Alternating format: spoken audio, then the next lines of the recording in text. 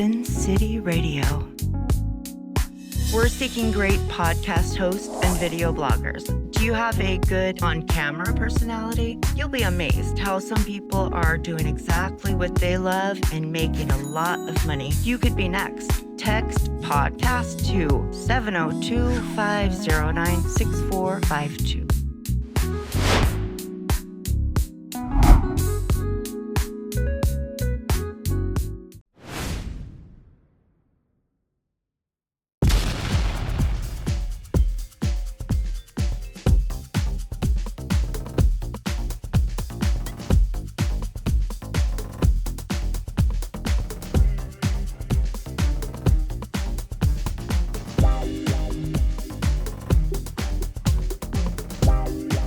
Welcome to Sin City Live. I'm Katerina Mesa, your host.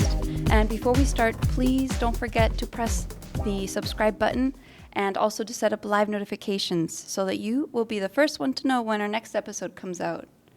So I'm here with the amazing Kaitlyn Taylor, and I'm actually going to let you introduce yourself.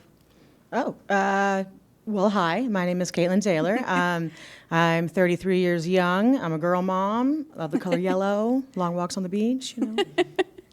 That sounds like an amazing life. So, Kaitlyn, what kind of music do you do? Whatever they'll let me do. That's kind of a loaded question. I do a lot of covers right now. I have a couple of originals I'm working on. I'm in a southern rock country band. I have a more pop modern band in the works, and then I have some older stuff. I have some acoustic stuff. Just whatever you'll let me sing, I'll sing it. You are what I call an NGA, a no genre artist. Yeah, but that's beautiful because that's really what music should be about. You know, about singing what your heart feels, and so that's really wonderful. One of my favorite things to do, actually, is to convert covers to different genres that you wouldn't expect. Like one of my favorite really songs to perform is Britney Spears' Toxic, but in a jazz version. That is super cool. That's one of my favorite things to do, actually. Do you have any events coming up or gigs that we can hear that? Yeah, I'm pretty stinking busy, actually. I've got Mojave Moonshine, which is the Southern rock band. We have gigs this weekend at the Goldmine Tavern. There's a Water Street bar crawl going on to support domestic abuse awareness on Saturday. I believe that's the 11th. So I'll be there that evening. I have a Pahrump gig the night before. I'm going to be with Paul Gregory on keys. In Boulder next Wednesday. I've got an acoustic gig November 1st at Soul Belly Barbecue. It just kind of depends. I have all of my shows posted on my website, KaitlynTaylorSings.com. So, and they differentiate who I'm with and what it entails, so you know what you're getting into. Yeah, you're really busy. That's really awesome that you're so busy. I'm trying to be. Yeah. Well, I'll definitely try to make it to one of them at least. Yeah. Paul's is a lot more interactive. We've got over 8 hours of live song selection on a QR code, so you can make requests and things like that. Or if you want something that's more, podunk, Hotown, you can come down to Mojave Moonshine. So actually I have a question because you really do all sorts of music. So what would you say is your biggest inspiration in music? Or I guess something that has styled your original music? I guess the best answer I could give you for that would be that I really love ballads. I really like a slow song that can move you to tears. Even though it kind of sounds demented to say that, like, I love making people cry. No, I get it. But I do. There's a connection there that's different than just getting a woot woot for a high note, So I really love a song that touches your heart. Yeah, that's really great. I feel like I'm definitely one of those people that likes to listen to music that, this is how I'm feeling. And then you start crying with it or you start laughing. So that's really great. Yeah, but it's the kind of genre I can't really do a lot because it's not necessarily popular amongst crowds. It's not a dancer. Yeah. So that's kind of something I reserve for myself at home. That was actually going to be my next question, is how you are able to sing ballads all the time with crowds, because I feel like, as Yeah, you were can't. saying, You really can't. they like all the fun stuff. Yeah, I limit maybe 1 or 2 ballads a show. Oh, okay. So Your original music, would you say it's more like ballads? Is it more a mix of things? Basically what your heart's feeling? So my first original song that I fully wrote just a few months ago. Yeah. I mean, I've always written lyrics. I've always been a poet, especially in school. But my first like real original song where I can tell you the key, I can tell you the arrangement and things like that. That one is, I'd like to say it's more folk. Something very like stripped down Miranda Lambert kind of song, like House That Built Me. I don't know if you know that song, but I do. Yeah, so it's kind of like a stripped down acoustic, Yeah. And that's kind of the vibe that we're going with my producer. And then I wrote another song just 2 days ago, and that one is still in early stages, but I wrote like 4 verses and 3 alternate choruses in one night, and it was basically just inspired by the band I'm in. I wanted to have like a party anthem, Gretchen Wilson, shot of whiskey type of song. Yeah. So I did that 2 days ago, but that's still in the process.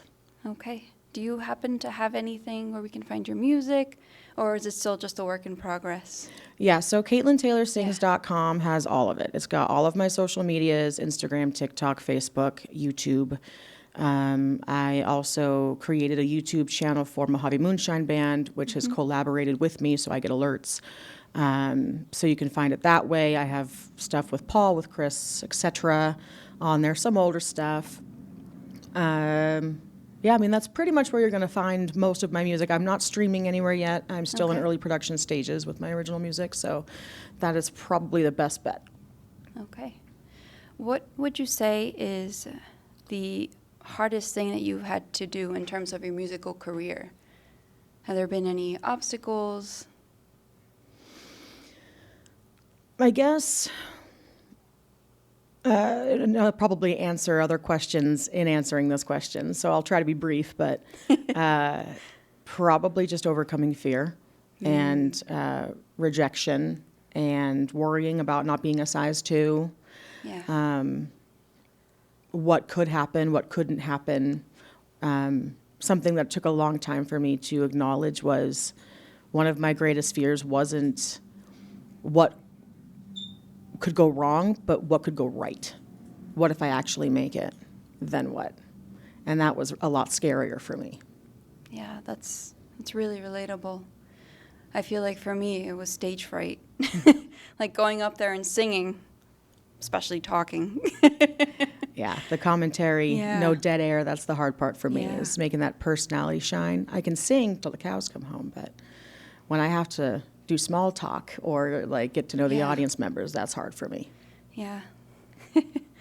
Well, thank you for sharing that.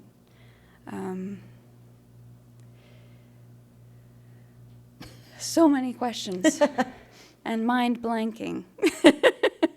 But, I think that you're an amazing person. Well, ditto. I know about you.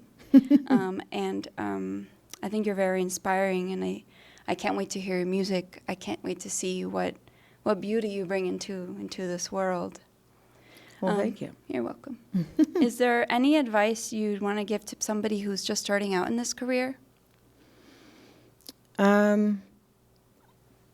Well, I've kind of gotten really good about uber support in terms of people that I meet. I really like to invite people and give them a chance, bring them up on stage if they come to my show, because this business is all about egos, and it's all about playing the game.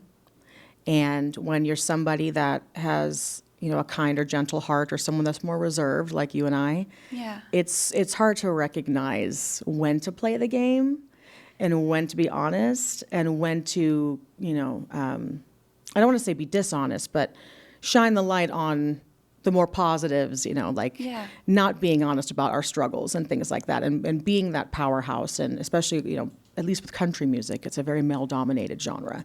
And so we kind of have to be strong and fierce and all of those things. Yeah. So, yeah, I guess my best advice would be to just be yourself, be confident, and play the game. It's funny because you're saying how I feel like, well, personally, I feel like country music is a very storytelling genre. Mm-hmm. And you're basically saying women can't do that. We have to be fierce all the time and be playing the game. Well, I mean, if you think of country music and you look at the lyrics and you look at the history and the music, there's no, hell hath no fury than a female country artist. It's all about getting that man back for cheating. It's always about revenge. It's always about being on top, sticking that heel in, you know. Yeah. That's basically what it is. You know, of course there's vulnerability and stuff like that, but it's usually surrounding a man and being in love with said man. Men can sing about the dog and the truck and, you know, pander. I love that song. Exactly. But women don't usually have those things. Yeah. And when they do, it's not necessarily as successful, I think. That's a really interesting point. Thank you for bringing that to my attention. I never really thought about it. You know, I just, you know, sing along. I listen to it when I'm driving the car, and I never really thought about it. It's kind of like movies. I feel like they always say, oh, all women do is talk about men or you know, damsel in distress. So it's... And it's the same way without music, Yeah. you know, in womanhood and motherhood. And how moms are expected to be strong for the entire family. And they'll run and do 10 different errands and multitask, and they'll be up all day and cleaning dishes and doing diapers, and they take the kid out to the park with the father who just got home, and, well, he's such a great dad. He gets all the praise, right? He's so hands-on. He's so special. Man, you're so lucky to have such a great father in your life. And we don't really get acknowledged for that kind of thing. You know, women are expected to be strong, and in the music industry, they're expected to kind of be quiet. You know, Chappell Roan just got kind of ousted and went viral for a minute because she complained about how all of her friends her age are unhappy if they have kids. And she offended a bunch of people about how children are miracles. But the truth is, if we talked more about how motherhood kind of sucks Yeah. a lot of the time, I think we'd have a lot happier mothers. Yeah. I'm a new mom, so this is very relatable for me. You know, I feel I'm very grateful. I love my son. I'm so grateful I had him, but I feel like there was never a moment where, for example, my grandmother, my mother sat me down and was like, look, this is what motherhood's about. This is what it means to have a child, and this is what the rest of your life is going to be like. Exactly. And that's what none of us were prepared for, at least in my millennial generation. Yeah. None of us were prepared necessarily. You know, my mom was pushing out little, so when am I getting grandbabies hints since I was 18 years old, you know, and she gave up singing. She was a singer before me, and she gave it all up to be a mom. And so I kind of thought that was what you were supposed to do. And that was all she ever talked about, was what blessings we were and how she has no regrets. And, you know, you learn that, like, you may not have any regrets, and you may be happy with where you're at, and you may love your children, but you can also realize how much of a lie it kind of was. You know, you can have both. You can be both yearning for more purpose and be grateful for what you have already.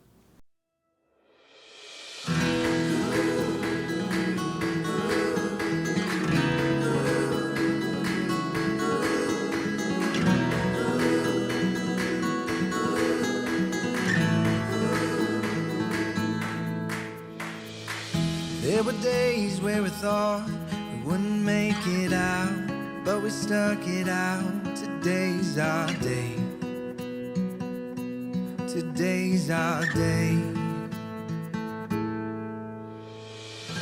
There were nights we would fight, no wind in sight, nothing was right. Tonight's our night. Tonight's our night. I'll fight for you until this life is over. There's no giving up here. ADD kicking in. Right? Yeah. How do you find that balance, you know, between being a mom and having such a busy singing career? Well, you know, I don't really know that I can necessarily give that proper relatable advice because I have special needs kids. My 9-year-old is autistic, ADHD, and she is an ABA. She has an in-home therapist 20 hours a week. Wow. Okay. So it took us about 3 years on the wait list to get that. So that helps a lot, to have another adult in the house, to help her with homework, to help her regulate, to teach her some tools in terms of behavior that I'm not necessarily an expert in. And my youngest was harder. My 6-year-old, she was a clinger, like stage 5 all the way. But, you know, you just kind of have to keep doing it. When I would first leave her at 3, 4 years old, it was torture. I couldn't stand it. I cried every time. But now, she won't even look up from her tablet to say goodbye to me. So, you know, and that's kids for you. They're resilient. So I just, you know, I have a lot of small jobs that I do, and I do a lot of multitasking. I think we spoke about it earlier, you and I, off the record, but that music is very much entrepreneurship. It's running your own business. It's just a little different because it's more spotlighty. It's more, you have to kind of care what people think more than maybe just opening a brick and mortar somewhere. So that's really all it is. It's just time management and organizing and, you know, getting stuff done while you're doing other stuff. That is super helpful for me because right now I'm in that stage where every time I'm leaving, he's like, Mama, and he starts crying and breaks my heart. And then I feel terrible. I feel terrible leaving him.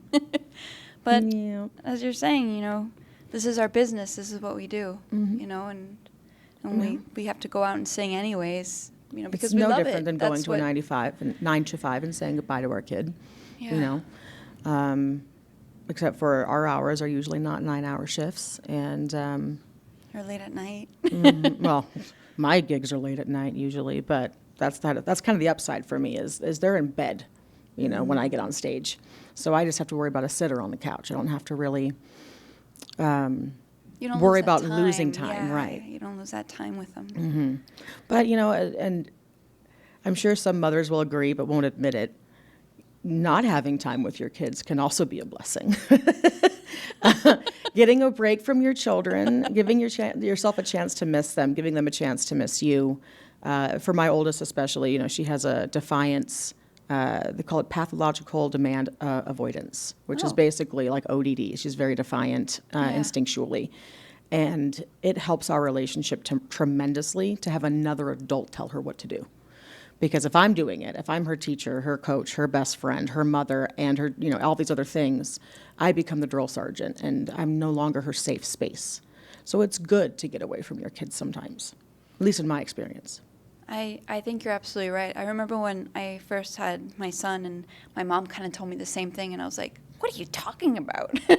But now as I'm living it, I'm realizing that you really do need, even if it's just an hour, you know, to shower alone, go to the bathroom alone, like all those things, you know. And that's something, too, that mothers don't really know specifics on is self-care doesn't mean hygiene maintenance.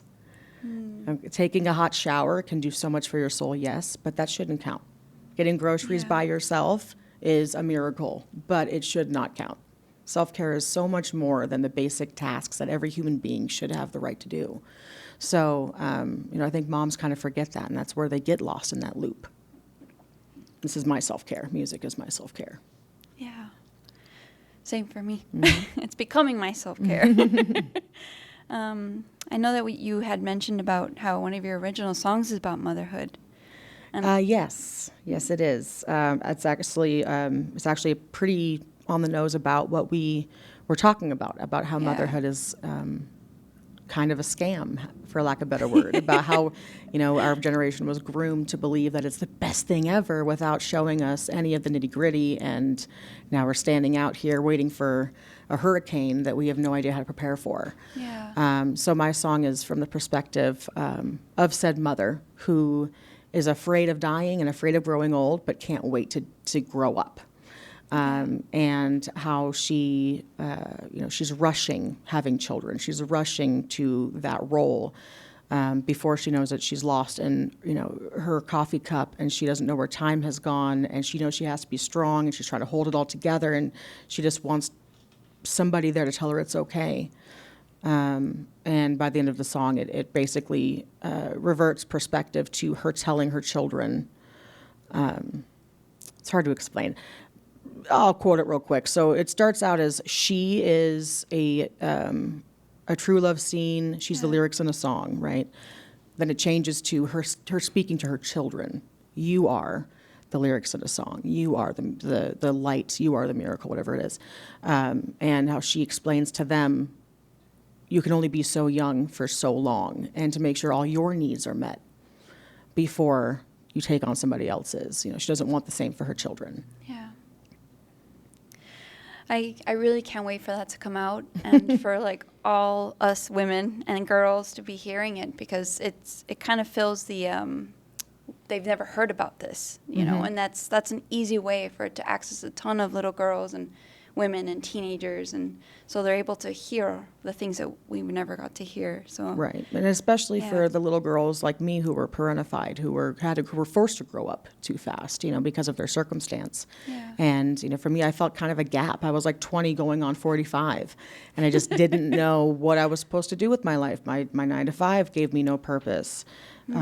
Singing was cool, but it wasn't getting very far. I was more impatient and more fearful of like failure then. I also didn't take any bull by the horns back then in my 20s. I was very much hired, like I was the singer in someone else's band, as opposed to now where I'm in control of my own projects. So when I gave up on that, I was like twiddling my thumbs, like, when am I going to be a mom? Because apparently that's all I'm good at. That's all I've known. And we have to slow down and give ourselves a chance to find that there's more to it than that. And I'm not saying that motherhood isn't beautiful, because it is. Yeah. It's just a lot of crap. It's 95% exhaustion and fear and worry and mundane, repetitive behaviors, and then a little slice of heaven in between. And people just need to be more aware of that. Thank you. Yeah, you're kind of reminding me of the scene. I forgot the name of the movie where the guy's explaining what parenthood is like, and he's like, it's a lot of awful, and then it's really great, and then they stick out their hand and there's a piece of stuff in your hand. Basically. So I'm thank you for talking to me about that. You know, especially I hope, you know, it helps some other women out there. Me too. Certainly has helped me talking to you about it. You know, that Good. I'm not alone. I'm not alone in this mishmash of emotions and trying to figure things out. I'm going to use that word from now on. And I'm going to steal yours. Your motherhood is a scam. I love that. It's a good scam. It's a good scam. But it's a scam. Well, back to your music. Yes. Because this is what we're here for, to talk about your music and how wonderful you are. So you were telling me about all your inspirations in life. Well, for music, in terms of music. Maybe not for life, but in terms of your music, what would you say has been the most impactful performance you've ever done? Maybe for you or for an audience member? I'll give you two. Okay. One, because we talked about it already, about ballads. I Right. sang Pink, Who Knew, at Rockin' Grapes.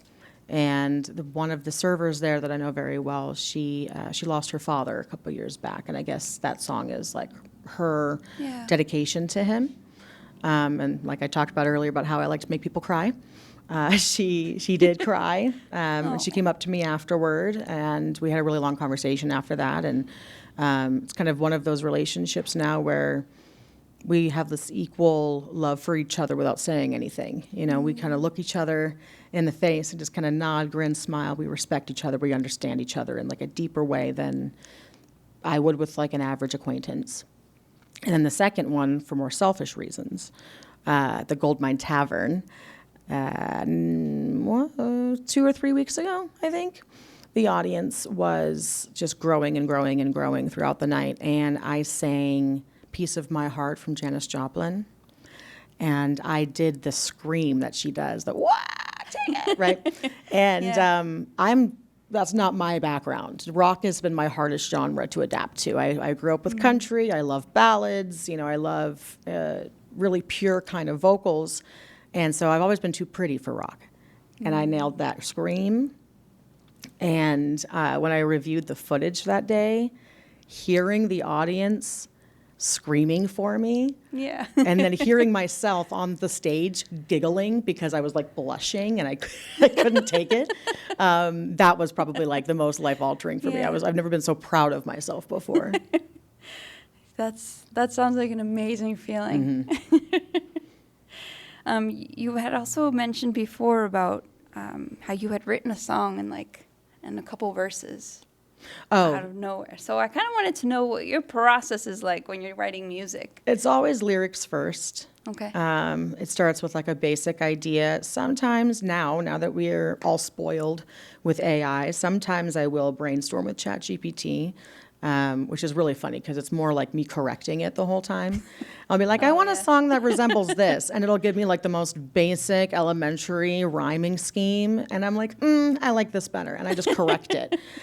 So that's kind of how that started a couple days ago. It started out literally, there's a TikTok trend that's been on and off on my For You page for months now about how the devil couldn't reach me.